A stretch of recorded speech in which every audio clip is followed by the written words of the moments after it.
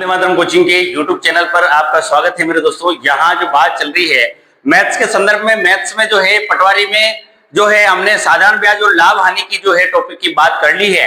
उससे आगे जो है आज अपन नया टॉपिक लेंगे और इम्पोर्टेंट टॉपिक है। और वो इम्पोर्टेंट टॉपिक मेरे दोस्तों चक्रवृद्धि ब्याज जो है, कंपाउंड इंटरेस्ट की जो है अपन आज बात करने वाले हैं। टॉपिक कौन सा है मेरे दोस्तों? चक्रवृद्धि ब्याज। चक्रवृद्धि ब्याज, इसको इंग्लिश में बोलते हैं मेरे दोस्तों कंपाउंड इंटरेस्ट, एक तरीके से सीआई। जैसे साधारण ब्याज की बात करें मेरे दोस्तों तो साधारण ब्याज किसे कहते हैं? SI, simple interest. और कंपाउंड इंटरेस्ट की बात करें तो इसको क्या कहते हैं बेटा? सीआई। अब सीआई की बात करें तो यहां समझने वाली बात यह है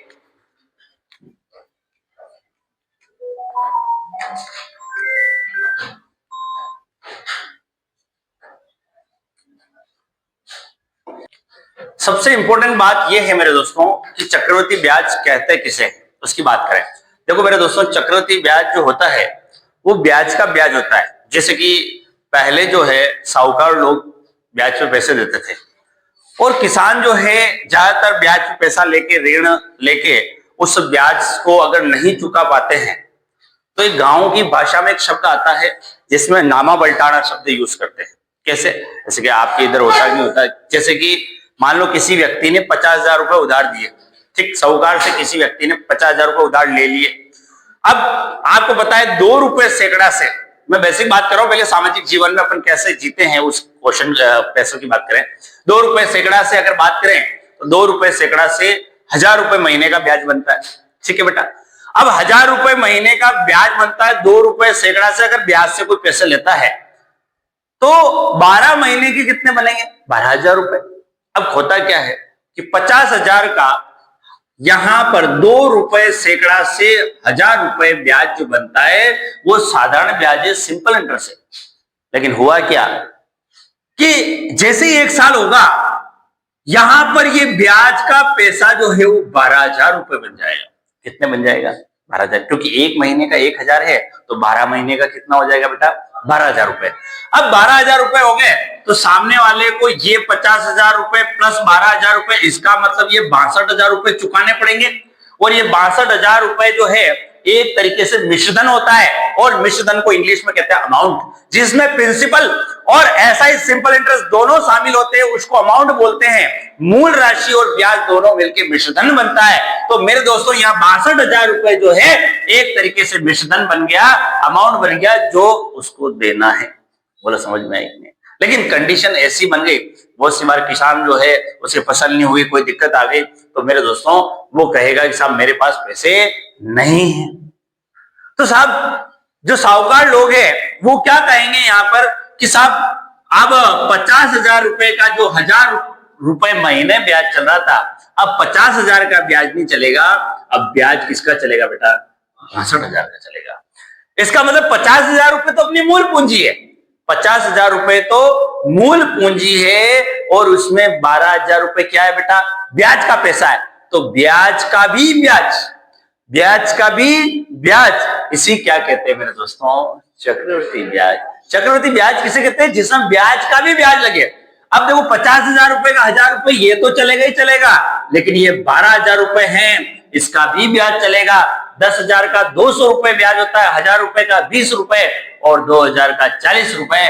तो मेरे दोस्तों यहाँ पर 1,040 रुपए जो है एक्स्ट्रा ब्याज। कुल मिला के यहाँ समझने वाली बात है, जैसे कि 200 और 40 कैसे? जैसे कि 10,000 का जो ब्याज है वो 200 रुपए बनता है, 2 रुपए सैकड़ा से, 1,000 रुपए के 20 रुपए तो 2,000 का 40, तो 200 प्लस 40, 240 रुपए ब्याज एक्स्ट्रा चलने लग गया। क्यों? क्योंकि 50,000 का तो 1,000 रुपए और जो 12,000 रुपए है उसका 240 रुपए और एक्स्ट्रा ब्याज लग गया। तो अब कुल मिला के यहाँ पे 240 प्लस करेंगे तो 1,240 रुपए अब महीने का ब्याज चलने लग गया। और मूल पूंजी 50,000 रुपए नहीं रही, अब मूल पूंजी कितनी बन गई है? 62,000 रुपए बन गई। जिस राशि में ब्याज का ब्याज लग जाए उसी ब्याज को क्या कहते हैं मेरे दोस्तों? चक्रवृद्धि ब्याज, कंपाउंड इंटरेस्ट कहते हैं। समझ में आई नहीं बात?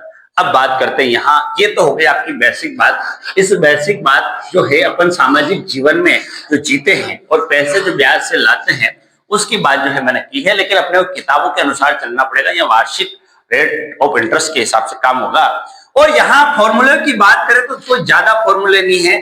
चक्रवृद्धि ब्याज सीआई कंपाउंड इंटरेस्ट का जो फॉर्मूला है मेरे दोस्तों वो है मूलधन इंटू 1 प्लस आर अपॉन 100 की जो पावर है वो टी है, यह समय। क्या समझे मेरे दोस्तों?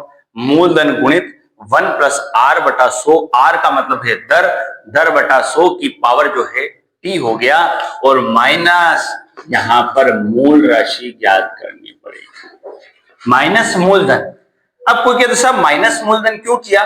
क्योंकि इस चीज से केवल आपका जो है मेरे दोस्तों यहां पर मिश्रधन निकल के आएगा। यहां से इस चीज से आपका क्या मिश्रधन, मिश्रधन किसे कहते हैं बेटा? अमाउंट को। जैसे कि मिश्रधन, मिश्रधन जो है वो अमाउंट इसको इंग्लिश में बोलते हैं, और इसमें केवल आपकी मूल पूंजी और ब्याज दोनों शामिल होता है। और मूल पूंजी में और ब्याज में से अगर मैं मूल राशि घटाऊंगा तभी तो ब्याज प्राप्त होगा। तो यहां पर मिश्रधन इजिकल टू मूलधन इंटू 1 प्लस आर बटा 100 की घात टी होता है। क्या समझे मेरे दोस्तों? यहां पर चक्रवृद्धि ब्याज का फार्मूला होता है मूलधन गुणित 1 प्लस दर बटा 100 की घात टी माइनस मूलधन, और यहां पर मिश्रधन का फॉर्मूला है मूलधन गुणित 1 प्लस आर बटा 100 की पावर क्या है? टी। इसी प्रकार से मेरे दोस्तों आगे बात की जाए तो यहां पर अगर बात करें तो एक और चीज है चक्रवृद्धि ब्याज। डायरेक्ट अगर निकालना हो तो मिश्रधन में से मूल राशि घटाएंगे तो चक्रवृद्धि ब्याज आएगा। मिश्रधन में से क्या घटाएंगे मेरे दोस्तों? मूल राशि घटाएंगे तो चक्रवृद्धि ब्याज। अब कोई कहते साहब चक्रवृद्धि ब्याज पे और कोई सूत्र होता है? और कोई सूत्र नहीं होता है, केवल 3 सूत्र ही बताया मैंने यहाँ पे, और 3 सूत्र भी कुछ भी नहीं, केवल एक सूत्र है। मिश्रधन का सूत्र क्या है? मूलधन गुणित 1 प्लस आर बटा 100 की घात टी, ये चक्रवृद्धि ब्याज का सूत्र है। लेकिन मिश्रधन में से मूल राशि घटा देंगे तो क्या निकल के आ जाएगा? ब्याज निकल के आ जाएगा, और ब्याज इज इक्वल टू मिश्रधन माइनस मूलधन। तो ये 3 फार्मूले पे पूरा टॉपिक जो है अपना कंप्लीट होगा। बोलो समझ में आई कि नहीं? बात उतार लीजिए। यहां पर बात की जाए मेरे दोस्तों चक्रवृद्धि ब्याज में पहला क्वेश्चन जो आया है वो कह रहा है 5,000 रुपए का 8% चक्रवृद्धि ब्याज की दर से 2 साल का चक्रवृद्धि ब्याज जो है वो कितना होगा। अब मेरे दोस्तों मूल राशि जो है वो कितनी दे रखी है? यहाँ पे 5,000 रुपए मूल राशि जो है वो 5,000 रुपए दे रखी है, और दर जो है यहाँ पर 8% है, और समय जो है वो 2 वर्ष है। ठीक, मूल राशि है, दर है, समय है, और चक्रवृद्धि ब्याज याद करना है। तो चक्रवृद्धि ब्याज का फार्मूला होता है मूलधन इंटू 1 प्लस दर बटा 100 की पावर जो है टी माइनस मूलधन। ठीक है, अब इसको कैसे करें मेरे दोस्तों उसकी बात करें तो इस फार्मूले से काम करेंगे। तो फार्मूले की बात करें मेरे दोस्तों तो चक्रवृद्धि ब्याज यहां फार्मूले में किस तरीके से, मूलधन मूल राशि कितनी है? 5,000 रुपए, 1 प्लस दर बटा 100, तो 1 प्लस 8 बटा 100 की पावर जो है वो कितनी, टी कितना, समय कितना देता है 2, माइनस मूल राशि कितनी है 5,000 रुपए। अब देखो इसका क्या करें, इधर समझना बेसिक गणित के हिसाब से 1 प्लस 8 बटा 100, देखो यहाँ एलसीएम लेंगे 100 एकम 100, 100 बंदा 100 प्लस 8 108 अपॉन 100। अब इसको कोई काटना नहीं है अपने को, आपको तो क्या है जो भी रेट ऑफ इंटरेस्ट आ रहा है, अगर 8% है 108 बटा लिखो, 10% है 110 बटा 100 लिख दो, 4% है 104 बटा 100 लिख दो, 5% है 105। लेकिन पावर में कितनी बार है? 2 बार है तो 2 बार करने का प्रयास करो, 3 बार है तो 3 बार करने का प्रयास करो, 4 बार है तो 4 बार। तो ये 108 बटा 100 ये ऐसा निकल गया है। पूरा समझ में आएगा? तो मैं इसको यहाँ पर डायरेक्ट करने का प्रयास करता हूँ। जैसे कि 5,000 रुपए है, 108 बटा 100 इंटू 108 बटा 100 माइनस 5,000 करूंगा। अब मेरे दोस्तों 108 कहां से आया ये मैंने आपको अलग से लेके समझा दिया कि 108 कहां से आया। ठीक बेटा, और 2 बार क्यों लिखा? क्योंकि समय कितना है 2 होल पावर 2 है। अब इसको काटेंगे 2 0 से 2 0, अरे ये नहीं कटेगा, ये ध्यान रखना माइनस बाद में है। एडवांस नियम bracket of division mathematic operation वाला किया था हमने कल। 2 0 से 2 0, 1 0 से 1 0, 5 2 10, 2 को काटा, 2 5 10, 2 4 8। अब इसको मल्टीप्लाई करना है, 54 को 108 से गुणा करना है। तो मेरे दोस्तों यहां से गुणा करेंगे, 4 8 32, 2 3 4 1 जा 4, 4 एकम 4 और 3 कितने हो गए 7, 5 8 40 की 0 ऐसे 4 4 ऐसा कैसे 5 एकम 5, 2 3 7 4 11, 5 और 1 6, ठीक 6132 ही आ रहा है।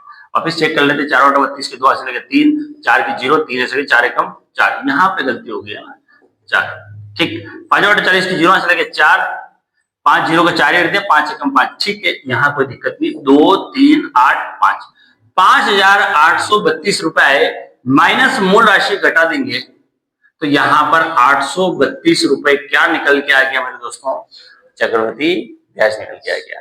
बोलो समझ में आया कि नहीं आया? इस तरीके से अगले क्वेश्चन की बात की जाए मेरे दोस्तों, यहां पर मिश्रधन के बारे में पूछा गया है। 12,000 रुपए की राशि 10% चक्रवृद्धि ब्याज की दर से उधार दी जाती है।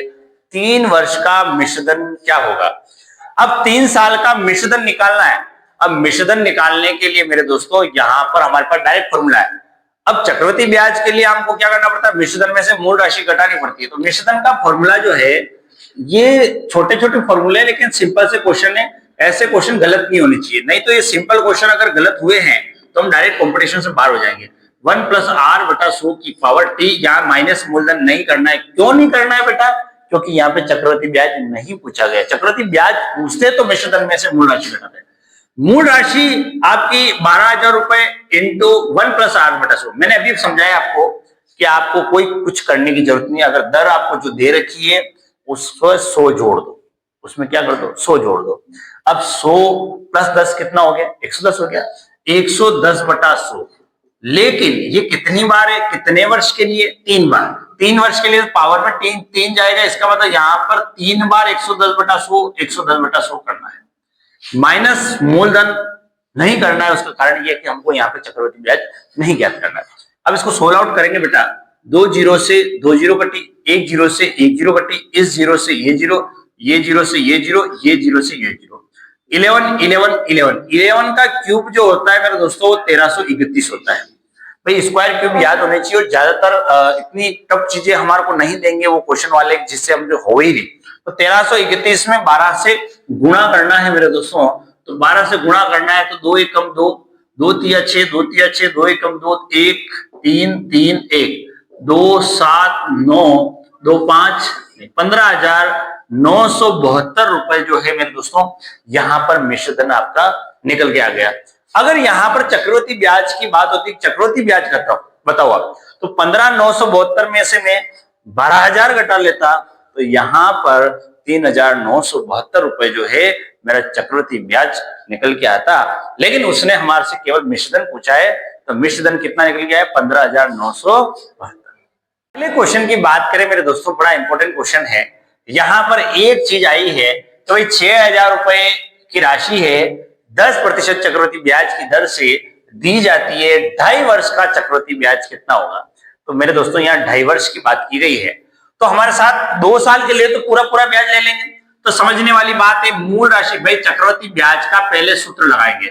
सूत्र लिखने से हमारी गलतियां नहीं होती है। मूलधन इंटू 1 + r/100 की पावर t माइनस मूलधन। मिश्रधन निकालते तो माइनस मूलधन नहीं करना है, ठीक है, ये याद रखना है। बार बार चीजें मैं आपको बोलते जा रहा हूँ। 6,000 इंटू, अब देखो मैंने अभी बताया कि 2 साल के लिए आपको पूरे पूरे लेना, तो 110/100 इंटू 110/100, और ये आधे साल के लिए, इसका मतलब यहां पर ये ध्यान रखना कि आधे के लिए यहाँ 100 दर आती हो जाएगी 105/100, और माइनस मूल राशि जो है वो 6,000 हो जाएगी। बोलो समझ में आया? अगर 3 साल होता तो मैं 110 110 110 3 बार लेता, लेकिन यहाँ पे 2.5 साल है तो 2 साल के लिए तो मैंने पूरी दर ले ली, और आधे के लिए 6 मासिक के लिए मैंने क्या किया, दर जो है हाफ कर दी, 105/100 कर दिया। बोलो समझ में आया कि नहीं? अब देखो इसको काटेंगे, 2 0 से 2 0, 1 0 से 1 0, ठीक। 5 से काटा 21 बार, 5 से काटा 20 बार, 0 से कटा ये 0, और 2 की टेबल से 6 कट गया 3, 11 इंटू 11 121 इंटू 3, 3 एकम 3, 3 दूनी 6, और 3 एकम 3 इंटू 21 माइनस 6,000। इसको गुणा करके माइनस कर लेते हैं। पहले 363 में 21 से गुणा करते हैं मेरे दोस्तों, तो 1 या 3 6 और 3 2 3 6 2 चंग 12, रिमाइंडर बचा 1 2 3 6 और 1 7, 3 6 2 3 2 5 1 6, ये कितना हो गया बेटा 7623। अब 7623 में से 6000 गए तो मेरे दोस्तों 1623 रुपए जो है यहाँ चक्रवृद्धि ब्याज निकल के आ गया है। लेकिन अगर मिश्रधन की बात की जाए तो यहाँ पर 7623 रुपए जो है ये मिश्रधन है, इसमें से मूल राशि घटाई 1623 रुपए आ चुका है। अगले क्वेश्चन की बात की जाए मेरे दोस्तों, 5680 रुपए की राशि 10% चक्रवृद्धि ब्याज की दर से उधार दी जाती है। ब्याज की शर्त अर्धवार्षिक हो तो चक्रवृद्धि ब्याज बताओ। अब अर्धवार्षिक किसे कहते हैं? Half yearly. अरे भाई अर्धवार्षिक किसे कहते हैं? Half yearly. हाफ ईयरली 6 मासिक वाली बात आ गई। तो अर्धवार्षिक जब भी आपको शर्त अर्धवार्षिक दी हुई हो, आपको यहाँ पे एक इंपॉर्टेंट बात समझने, फिर आप वापिस क्वेश्चन को कर सकते हैं, मैं आपको वापिस समझ दूंगा। अर्धवार्षिक यदि शर्त हो मेरे दोस्तों तो यहां ध्यान रखना कि दर और समय में कुछ परिवर्तन होगा। दर यहां पर दे रखी बेटा 10% और समय दे रखा आपका 1.5 वर्ष। कितना दे रखा बेटा? 1.5 वर्ष। तो जब भी आपके सामने अर्धवार्षिक शर्त आ जाए तो आप दर को कर दो आधी। दर को क्या कर दो? आधी। रेट ऑफ इंटरेस्ट हाफ हो जाएगी 5% और समय हो जाएगा दुगना।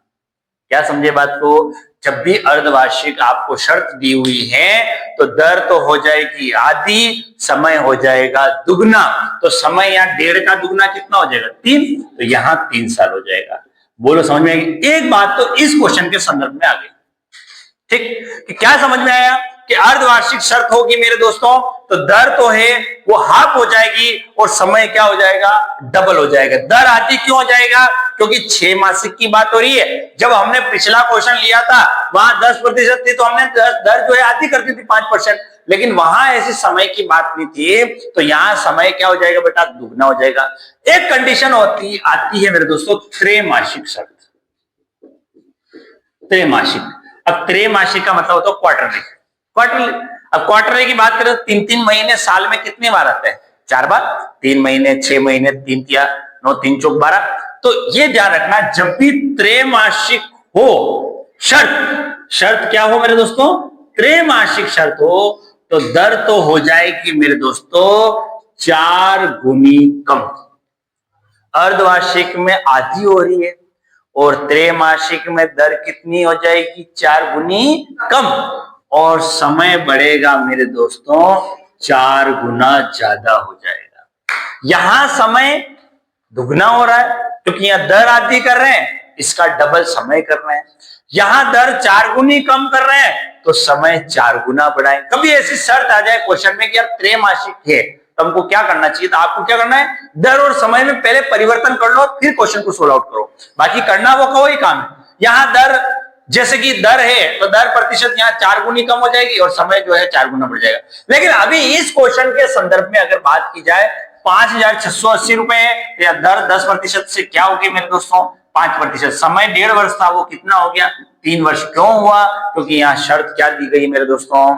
अर्धवार्षिक। बोलो समझ में आएगी है? तो अब आप इसको सोल्व आउट करिए, आपको मैं समय देता हूं, आप करो। यहां पर जो बात की है वही बात है कि भाई अर्धवार्षिक दर जो शर्त है उसके अनुसार जो है मेरे दोस्तों दर जो है वो आधी हो गई और समय 1.5 का कितना हो गया? 3। अरे भाई क्वेश्चन वाला इसीलिए आपको 1.5 साल दिया ताकि आप इसको डबल करके 3 साल कर लीजिए। और दर 10% से इसमें कोई समस्या ही नहीं, 5%। ज्यादातर कॉम्पिटिशन में कटने वाली चीज ही आती है। यहां पर समझने वाली बात है, हमको चक्रवृद्धि ब्याज याद करना है। चक्रवृद्धि ब्याज का फार्मूला होता है मेरे दोस्तों मूलधन इंटू 1 + r/100 की पावर t माइनस मूलधन 5680 रुपए है। 5680 रुपए है और मेरे पास दर जो है 5% रह गई है 105/100 और ये जो है 3 साल के लिए क्योंकि समय दुगना हो गया है तो 105/100, 105/100 और 105/100 और माइनस मुझे करना पड़ेगा यहाँ पे 5680। पहले इसको पूरा सोल्व आउट करता हूं फिर इसको करना। देखो अगर 5 की टेबल से काटना बहुत जरूरी सीखना है इसको। 5 दूनी 10, 5 एकम 5, 5 दूनी 10 और ये 0। 5 से काटा 21 बार, 5 से काटा 20 बार, 5 से काटा 21 बार, 5 से काटा 20 बार। अब देखो ये गुणा भाग नहीं होगा, पहले यही होगा। 0 से काटा, 0 कट गया, 2 की टेबल से इसको काटेगा, 2 2 जा 4, 1 बचा, 2 8 जा 16, 2 4 जा 8। अब इसका काम खत्म हो गया। अब ये देखो 2 की टेबल से ये कट रहा है, 2 की टेबल से 10, 2 एकम 2, 2 चुके 8 और 2 दूनी 4। अब देखो वापिस 2 की टेबल से काटे इसको, तो 2 की टेबल से 5 बार, 2 की टेबल 2 7 14 71 हो गया। अब 71 प्राइम नंबर ये कटता नहीं है, लेकिन 5 का गुणा 20 से करेंगे तो ये 100 नीचे आ गया है। अब नीचे 100 आ गया है मेरे दोस्तों, तो ऊपर वाली की संख्याओं का गुणा करना है। तो जिसको 21 का क्यूब याद है उसके लिए सब आसान है। बोलो समझ में आया कि नहीं है? और 21 का क्यूब किसी को याद है क्या मेरे दोस्तों? अरे भाई 21 का क्यूब, 11 का क्यूब ही 1331 होता है। 11 का चलो 21 का स्क्वायर क्या होता है?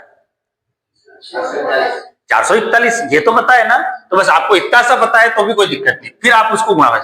441 आपको 21 का स्क्वायर आता है, आप 21 से गुणा करो। वैसे 9600 ऊपर कुछ आएगा, मेरे को याद है जहां तक, लेकिन देख लेते एक बार, चेक कर लेते हैं कि वही तीनों गुणा करें। 1 4 4, 2 एकम 2, 2 चौके 8, 2 चौके 8, 1 6 4 8 12, 9, 9261 आया। ठीक।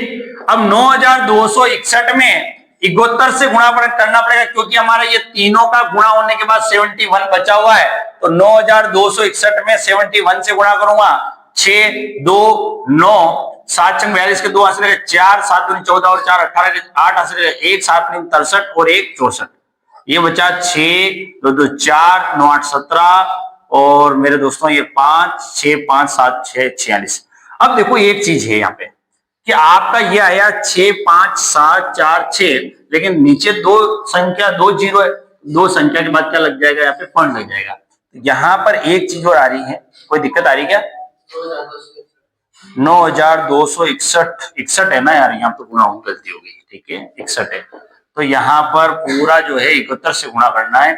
1 6 2 9 7 एकम 7, 7 छंग 42 के 2 हंसले 4, 7 दूनी 14 और 4 18 के 8 हंसले 1, 7 नीम 63 और 1 64। ओके 1 6 13, 2 2 4 और 1 5, 9 8 17 और यहाँ पर ये 5 6। तो मेरे दोस्तों 6575 करीबन ये आ रहा है, 6575 और ये 31 भी आ रहा है, बटा 100 करेंगे तो ये 657.31 ये आ रहा है। इसमें से आप वापिस 5680 रुपए घटाएंगे तो आपका आंसर जो है वो निकल के आ जाएगा। अब 6575.31 में से मैं 5680 घटाऊं, 0.00 कर सकता हूं, ये 31 ऐसे कैसे रहेगा, 5 ऐसे ही रहेगा। 17 में से 8 गए तो कितना बचता बेटा? 9 बचेगा, और ये 15 में से 7 गए तो 8 बचेगा। तो ये आंसर आ रहा है मेरे दोस्तों 895.31। अब कोई कहे साहब इतनी बड़ी कैलकुलेशन, ठीक है यहाँ पे कैलकुलेशन इतनी बड़ी थी, ये क्वेश्चन के आधार पे आ चुकी, लेकिन इतनी बड़ी कैलकुलेशन आपके नहीं आएगी, क्योंकि यहाँ 21 को 3 बार गुणा करना, फिर 71 को मल्टीप्लाई करके, पहले ऊपर वाली संख्या को करके, फिर डिवाइड करके, फिर वापिस मूल राशि घटानी और फिर आंसर जो है चक्रवृद्धि ब्याज निकालना। तो हमारा चक्रवृद्धि ब्याज यहां पर निकल के आ गया 895.31। यहाँ इस क्वेश्चन का देने का उद्देश्य मेरा केवल ये था कि आपको मैं ये समझा सकूं कि जब शर्त अर्धवार्षिक हो तो दर जो है आधी कर देंगे और समय दुगना कर देंगे, अगर त्रैमासिक है तो दर 4 गुने कर देंगे, समय 4 गुना बढ़ा देंगे।